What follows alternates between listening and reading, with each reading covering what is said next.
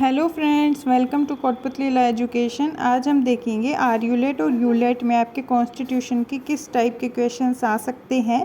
तो आज हम कुछ ऐसे क्वेश्चंस देखेंगे जो आपके मान लो कि आ भी जाएं, ठीक है, और ये इंपॉर्टेंट क्वेश्चंस हैं तो आप इनको भी देख लीजिएगा।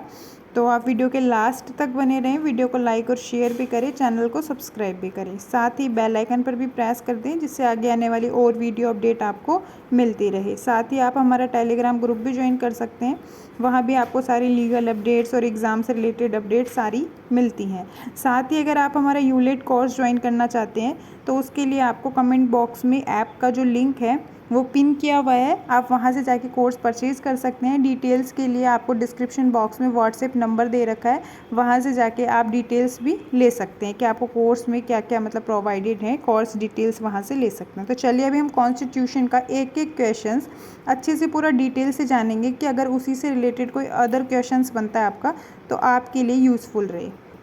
देखिए फर्स्ट क्वेश्चन है, the cabinet mission to India was headed by, जो कैबिनेट मिशन था वो किसके द्वारा बनाया गया था। तो देखो 3 पर्सन्स थे, तो उसमें से इसमें कौन कौन है, तो आपको कैबिनेट मिशन को देखना है। तो देखो स्टैफर्ड क्रिप्स, एवी अलेक्जेंडर, लॉर्ड पैथिक लॉरेंस और हग गेट्सकेल।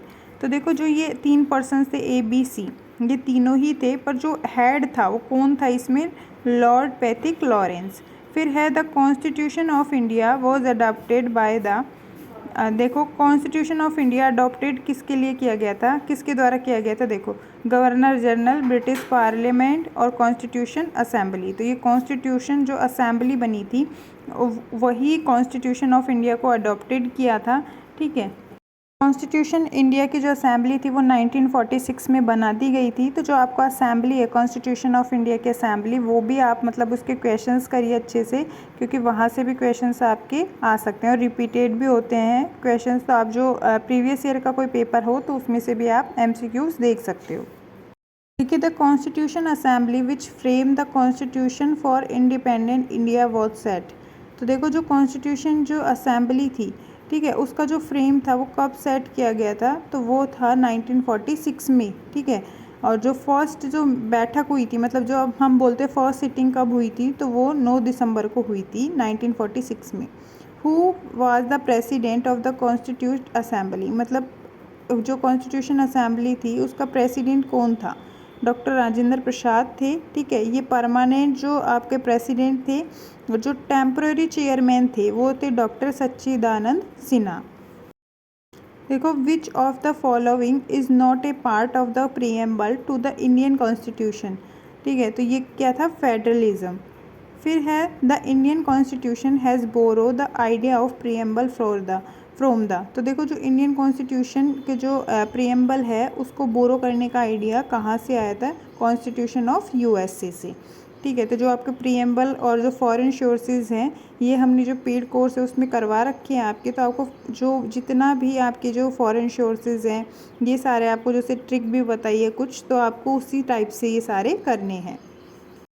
फिर है which article of the Indian constitution gives the president the power of suspend fundamental right. ऐसा कौन सा आर्टिकल है जिसमें जब इमरजेंसी प्रोविजंस होते हैं तब फंडामेंटल राइट को सस्पेंड कर दिया जाता है, तो वो है आपका आर्टिकल 359, ठीक है। तो इसको राइट कर लेना, 3 है जो इसका आंसर राइट है। फिर है which article of the Indian constitution abolish untouchability.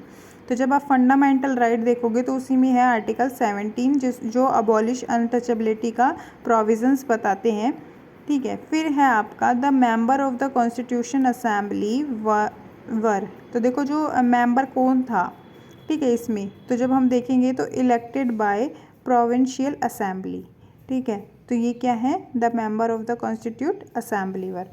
और जो आपके फंडामेंटल राइट्स हैं इनमें से भी क्वेश्चंस बनता है, इमरजेंसी प्रोविजंस में से भी आपके क्वेश्चंस बनते हैं, आर्यूलेट यूलेट दोनों में। The constitute assembly for undivided India first meet on. तो देखो अभी मैंने बताया था आपको कि 9 दिसंबर 1946 को फर्स्ट मीट हुई थी। फिर देखो when the constitute assembly for the dominion of India reassembled on 31 October 1947, its reduced membership was, तो वो 299 थी। वो among the following was the constitutional adviser to the constitute assembly of India. तो कौन थे जो कॉन्स्टिट्यूशनल एडवाइज़र थे, तो वो थे डॉक्टर BN राव। तो आप नोट कर लेना जब कॉन्स्टिट्यूशन असेंबली करोगे कि कॉन्स्टिट्यूशनल एडवाइज़र जो कॉन्स्टिट्यूट असेंबली में थे वो डॉक्टर BN राव थे। नेक्स्ट है the demand for the constitute assembly was put forward by the Indian national Congress in 1936 at its session held at. तो जो नेशनल कांग्रेस इन 1936 में सेशन हेल्ड, तो कहाँ हुआ था ये, लखनऊ में हुआ था आपका। फिर है the most profound influence on the drafting of the Indian constitution was exercised by, तो वो था गवर्नमेंट ऑफ इंडिया एक्ट 1935। तो ये जो ड्राफ्ट जो इंडियन कॉन्स्टिट्यूशन एक्सरसाइज बाय, तो कहाँ हुआ था, जो आपकी भारतीय जो सरकार अधिनियम था 1935 का, उसके अंदर। India opted for a federal form of government because of, क्या था ये, linguistic and regional diversity. Constitution of India is design to work as unitary government, तो वो है इन आइटम ऑफ इमरजेंसी। फिर है the preamble of the Indian constitution reads. तो देखो जब स्टार्ट होता है तो वो कैसे होता है, we the people of India our self this constitution in our constitute assembly adopted enacted and give to. तो जो आपका इंडियन कॉन्स्टिट्यूशन जो प्रियम्बल है उसको रीड करने का इन्होंने टाइप्स पूछा है, तो आपको उसमें वही सिलेक्ट करना है। साथ ही जो प्रियम्बल से अदर क्वेश्चंस रिलेटेड हैं वो भी आपको देखने हैं। यहाँ पे एक सैम्पल बताया आपको कि इस टाइप्स के आपको क्वेश्चंस आते हैं। ज़रूरी नहीं है कि इनमें से कोई क्वेश्चन आए ही, पर यहाँ पे क्या आपको एक आइडिया मिल गया कि आपको किस तरीके के क्वेश्चन सोल्व करने हैं और किस तरीके से करने हैं, ठीक है। और आपको टॉपिक्स भी मिल गए।